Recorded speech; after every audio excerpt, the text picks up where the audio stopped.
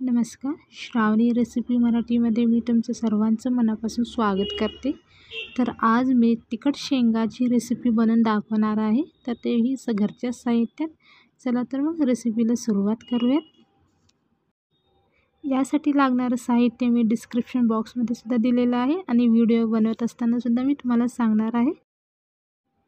तर मी इथं सगळ्यात अगोदर कच्ची शेंगा घेतलेला आहे.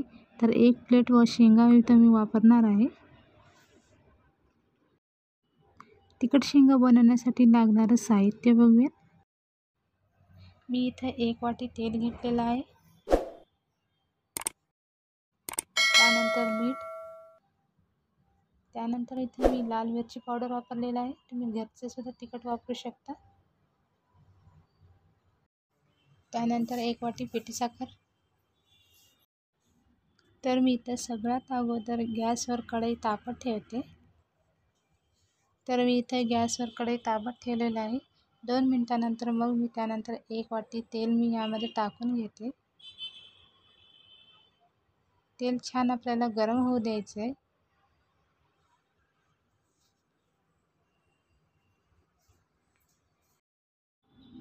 तर तेल आपलं छान असं तापलेलं आहे. तर मी यामध्ये आता हे शेंगा टाकून घेते. 1 प्लेट शेंगा. आणि हे शेंगा टाकल्यानंतर आपल्याला हे छान तेलामध्ये परतून घ्यायचे आपल्याला.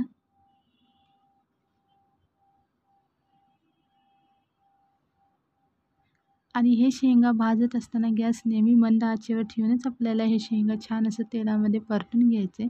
साधारण 3 ते 4 मिनिटासाठी हे शेंगा आपल्याला परतून घ्यायचे.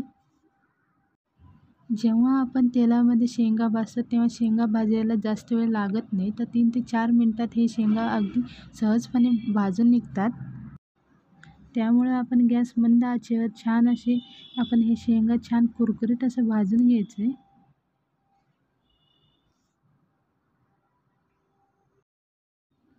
आज मला काहीतरी तिखट खावंसं वाटत होतं. मग मी म्हटलं की आज तिखट शेंगा करूयात. तर मी ही तुमच्यासोबत रेसिपी शेअर करावं असं म्हटले. तर मग मी घेतली ही रेसिपी बनवायला. हे बनवायला खूप वेळही लागत नाही. अगदी 5 मिनिटात तयार होतं. तर तुम्ही इथं बघू शकता आपले हे छान शेंगा असे भाजत आलेले आहे. तर आणखीन मी 1 ते 2 मिनिटासाठी छान असं भाजून घेते.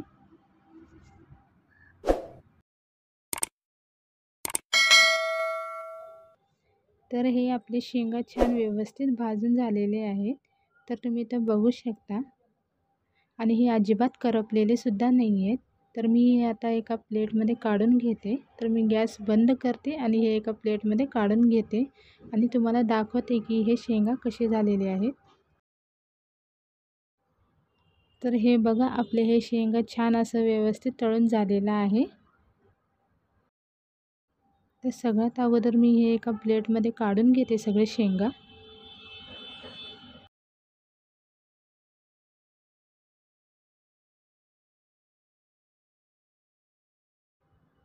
तर आपले हे शेंगा छान असं तळून झालेलं आहे. तर तुम्ही इथं बघू शकता व्हिडिओमध्ये दाखवल्याप्रमाणे.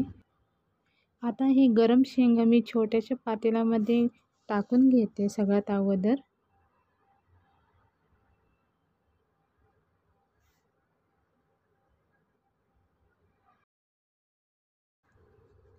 आता आपण यामध्ये तिखट टाकून घेऊयात. त्यानंतर यामध्ये आता चवीनुसार मीठ टाकूयात. त्यानंतर यामध्ये आता पिठी साखर टाकूयात. आता आपण हे सर्व चमच्याने मिक्स करून घेऊयात.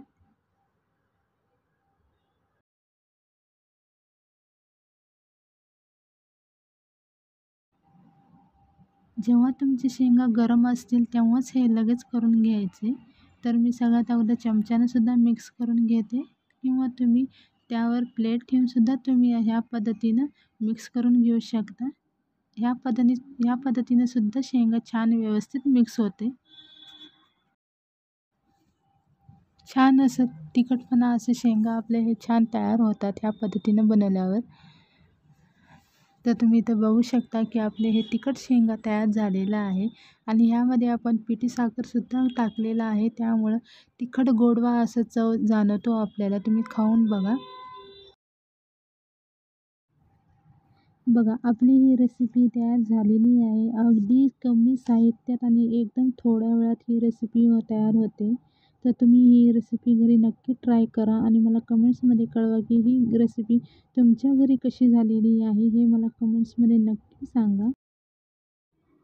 हे शेंगा खायला खूप छान लागतात. जर तुम्हाला माझ्या रेसिपीचे व्हिडिओ आवडले असेल तर माझ्या व्हिडिओला लाईक करा, शेअर करा आणि सबस्क्राईब करायला विसरू नका. पुन्हा भेटूयात एक नवीन रेसिपीसोबत. तोपर्यंत धन्यवाद.